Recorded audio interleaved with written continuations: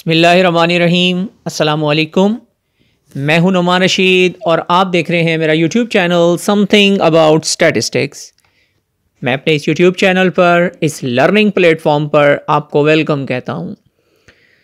हम measures of dispersion अपने video lecture से कवर कर रहे हैं। हमारा आज का जो टॉपिक है वो रेंज एंड क्वार्टाइल डेविएशन है। हमने इससे पहले रेंज की डेफिनेशन पढ़ी। हमने रेंज के बारे में आपको बताया कि रेंज क्या होती है, उसके डिफरेंट मेथड्स हैं इसको कैलकुलेट करने के। ग्रुप डेटा से अलहदा है, अनग्रुप से अलहदा है। और उसके बाद आज हम क्वार्टाइल डेविएशन जो कि नए सिरे से पढ़ेंगे, मतलब हमने इसको पहले इंट्रोड्यूस नहीं कराया था। हम इसकी डेफिनेशन भी आपके सामने रखेंगे। उसके बाद इसके न्यूमेरिकल क्वेश्चन का एक सरसरी जायज़ा आपको मैं बताऊँगा, क्योंकि याद रखिएगा ये क्वार्टाइल डेविएशन बेसिकली वही क्वेश्चंस होते हैं जो हमने चैप्टर नंबर 3 में पढ़ लिए हैं। लेकिन बहरहाल आपको रिव्यू कराने के लिए, एक इंट्रोडक्शन देने के लिए आप लोगों को ये दोबारा से मैं समझाने जा रहा हूँ। तो रेंज को हम देखेंगे जी और क्वार्टाइल डेविएशन को। अपने टॉपिक पे जाने से पहले एक छोटी सी गुजारिश, फिर वही बात कि मेरा अपना नहीं, ये आपका अपना चैनल है। काइंडली इस चैनल को सब्सक्राइब कीजिए और साथ बेल आइकन को हल्का सा पुश कर दीजिए। साथ बेल आइकन को हल्का सा पुश करने से आपको नोटिफिकेशन मिलते रहेंगे। चलते हैं जी अपने टॉपिक की तरफ। देखिए जी, मेरे पास एक न्यूमेरिकल क्वेश्चन है जी, calculate the range for the following data. मेरे पास ये डाटा है और मैंने इस डाटा की रेंज कैलकुलेट करनी है। तो रेंज का फार्मूला आपके सामने लिखा हुआ है कि XM माइनस X0 होता है। XM मीन X की मैक्सिमम वैल्यू, यानी कि जो हमारा वेरिएबल रैंडम वेरिएबल है। अब मैं इस रैंडम वेरिएबल को भले X, यानी कि इस वेरिएबल को X से डिनोट कर दूँ, तो XM क्या होगा मेरे पास, इसी X की, इस X वेरिएबल की जो मैक्सिमम वैल्यू होगी वो मेरी XM कहलाएगी, और इसकी जो सबसे स्मॉलेस्ट वैल्यू होगी वो मेरी X0 कहलाएगी। तो अब रेंज निकालने के लिए मैं जो इनका डिफरेंस लेना पड़ेगा, तो मैक्सिमम वैल्यू मेरे पास 92.4 है और जो मिनिमम वैल्यू है वो मेरे पास 80.7 है। तो अब मैं कह सकता हूं कि जो मेरे पास इस डाटा से आने वाली जो रेंज है वो मेरे पास 92.4 माइनस 80.7 है, जो कि 11.7 के इक्वल होती है। तो रेंज हमारे पास क्या आ जाएगी, 11.7, यानी कि maximum value minus minimum value. इस डाटा की ही मैक्सिमम वैल्यू और इस डाटा की ही मिनिमम वैल्यू, उसको हम क्या नाम दे देंगे, रेंज का नाम दे देंगे। तो अब ग्रुप डाटा पे चलते हैं जी। ग्रुप डाटा से मैं आपको रेंज निकालना सिखाता हूँ। तो आपके पास ये कॉन्टीन्यूअस ग्रुप डाटा है। तो मैंने आपको दो तरीके बताए थे जब हम रेंज को एक्सप्लेन कर रहे थे। मैंने आपको बताया था कि हम दो तरीक़ों से इसकी रेंज कैलकुलेट करते हैं। पहला तरीका ये होता है कि आप इसके मिड पॉइंट्स बना लेते हैं और उन मिड पॉइंट्स से रेंज कैलकुलेट करते हैं, या दूसरा तरीकाकार ये होता है कि आप इनकी क्लास बाउंड्रीज़ बना लेते हैं और उन क्लास बाउंड्रीज से आप इसकी रेंज कैलकुलेट करते हैं। तो देखिए, मेरे पास ये डाटा सेट है, मैंने इनकी क्लास बाउंड्रीज़ भी बनाई हुई हैं और इसकी मिड पॉइंट्स भी बनाए हुए हैं। तो आप लोगों को क्लास बाउंड्रीज़ बनानी आती हैं।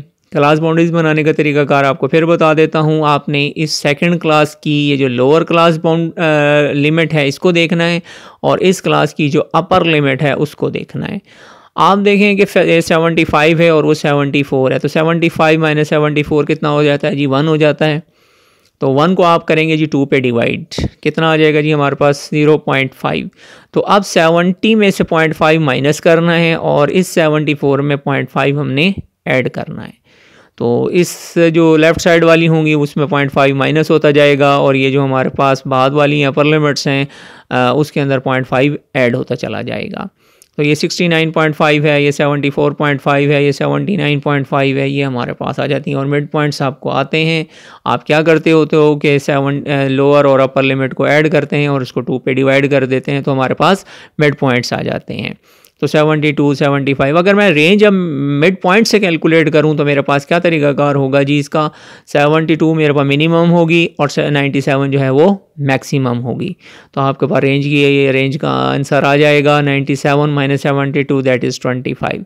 बिल्कुल इसी तरह अगर मैं क्लास बाउंड्रीज से कैलकुलेट करूं तो ये हमारे पास लास्ट क्लास की जो अपर क्लास बाउंड्री है और लोअर क्लास की जो फर्स्ट क्लास की जो लोअर क्लास बाउंड्री है, इन दोनों का जो डिफरेंस है मेरे पास, वो मेरे पास क्या आ जाएगा, रेंज आ जाएगा। तो क्या आएगा जी 99.5 माइनस 69.5, तो रेंज मेरे पास कितना आ जाता है जी 30 आ जाता है।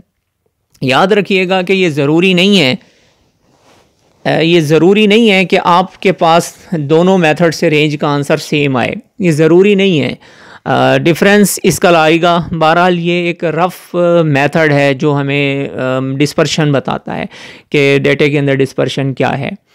तो बहरहाल मैंने आप लोगों को ये दोनों तरीके आपके सामने रखे। ये दूसरा तरीका जो मैंने आपको क्लास बाउंड्रीज़ का बताया है, ये डॉक्टर अफजाल साहब की बुक है, उसमें से ये तरीका है। बाकी ये जो तरीका आपको मिड पॉइंट का है, तकरीबन पाकिस्तान में जितनी भी बुक्स पढ़ाई जाती हैं उसमें सब में ये तरीका आपको मिल जाएगा। तो ये हमारे पास था जी। इसके बाद हम क्वार्टाइल डेविएशन की तरफ जाते हैं, लेकिन इससे पहले कोएफिशिएंट ऑफ रेंज को देख लीजिए, क्योंकि ये हमने रिलेटिव डिस्पर्शन में पढ़नी थी। बहरहाल उसका फॉर्मूला भी आपके सामने लिखा हुआ है कि XM माइनस X0, और नीचे ये प्लस में आ जाएगा। ऊपर हमारे पास न्यूमरेटर जो है वो हमारे पास माइनस में रहेगा, लेकिन ये जो है हमारे पास प्लस में आ जाएगा। तो XM minus X0 over XM plus X0, तो हमारे पास 97 माइनस 72, 97 प्लस 72, तो ये डिफरेंस अगर लेते हैं तो 25 ही आता है, यानी कि रेंज ही आती है, और यहाँ पर हम ऐड कर देते हैं। तो जो आंसर आएगा जी वो हमारे पास क्या कहलाएगा, कोएफिशिएंट ऑफ रेंज कहलाएगा। याद रखिए कि रिलेटिव डिस्पर्शन है, और रिलेटिव डिस्पर्शन में ही हम इसको मतलब फर्दर अगर हम इसको स्टडी करते, लेकिन मैंने इसमें इसी के साथ ही आप लोगों को इसको एक्सप्लेन कर दिया। क्वार्टाइल डेविएशन पर चलते हैं जी। ये सेकंड हमारे पास एब्सोल्यूट मेजर ऑफ डिस्पर्शन है। याद रखिएगा कि सबसे पहले आपको इंटर क्वार्टाइल रेंज कैलकुलेट करना पड़ता है। इंटर क्वार्टाइल रेंज क्या है, पहले उसको देख लीजिए। इंटर क्वार्टाइल रेंज ये होता है कि आप अपर क्वार्टाइल और लोअर क्वार्टाइल का डिफरेंस ले लेते हैं। Lower quartile and upper quartile, इनका जब डिफरेंस ले लेते हैं, इस डिफरेंस को यानी कि इसको माइनस कर लेते हैं, तो इस माइनस करने को हम इंटर क्वार्टाइल रेंज कहते हैं।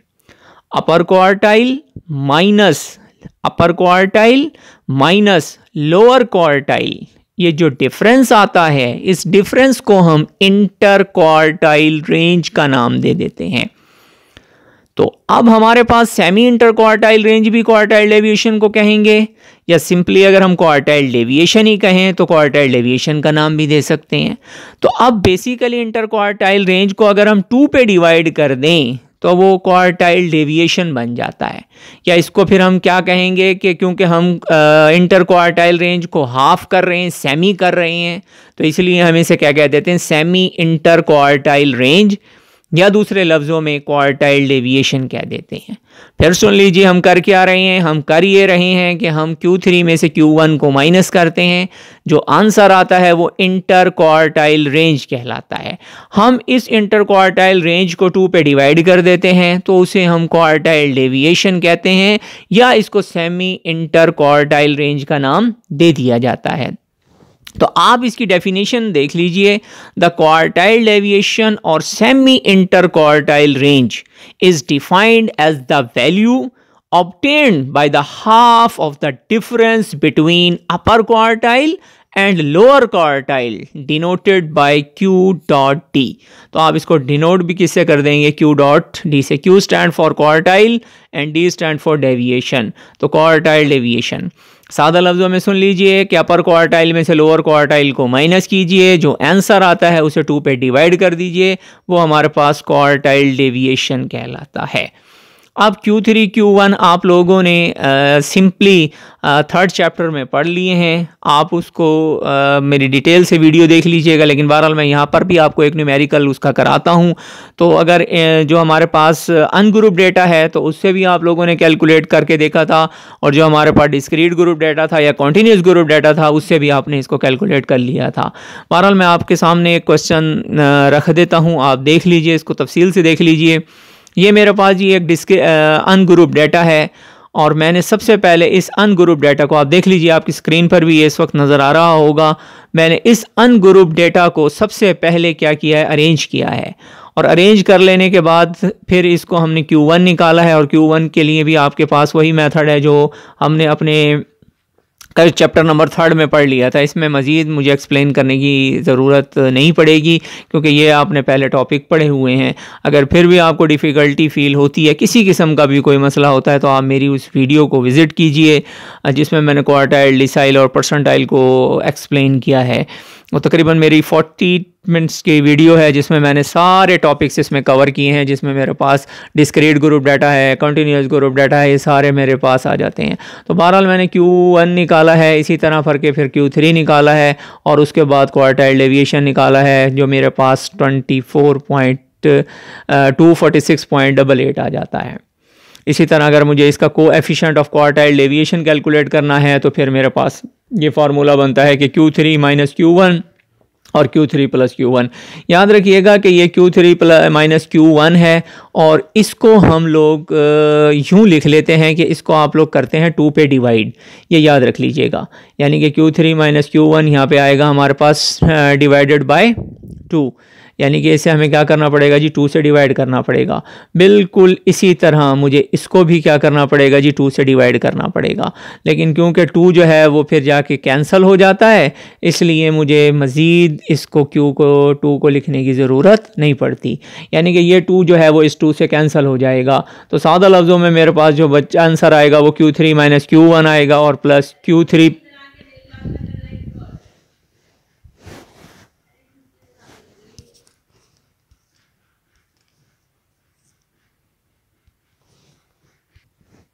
जी, तो अब ये इसी तरह करके हमारे पास ये 2 से ये डिवाइड हो जाएगा और ये भी 2 से डिवाइड हो जाता है, मतलब ये 2 से कैंसिल हो जाता है। तो वही आ जाता है Q3 माइनस Q1 और Q3 प्लस Q1। तो आप पहले माइनस करेंगे और डिनोमिनेटर में से प्लस कर लेंगे, तो आप देख सकते हैं कि जो मेरे पास आंसर आ जाता है वो 0.16 आ जाता है। ये 0.16 जो है ये कोएफिशिएंट ऑफ क्वार्टाइल डेविएशन है। तो आप सिंपली इसको कैलकुलेट कर सकते हैं। आप लोगों के पास अब simple formula coefficient of quartile deviation का याद रख लीजिए, Q3 minus Q1 divided by Q3 plus Q1। तो ये रिलेटिव डिस्पर्शन में था, इसलिए हम लोगों ने अब साथ ही इसको डिस्कस कर लिया।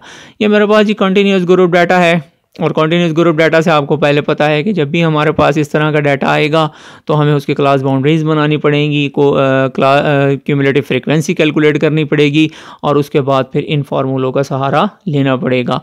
Q1 के लिए हमारे पास L plus H by F into N by 4 minus C है और इसी तरह करके हमारे पास Q3 के लिए हमारे पास L plus H by F into 3n minus 4 minus C है।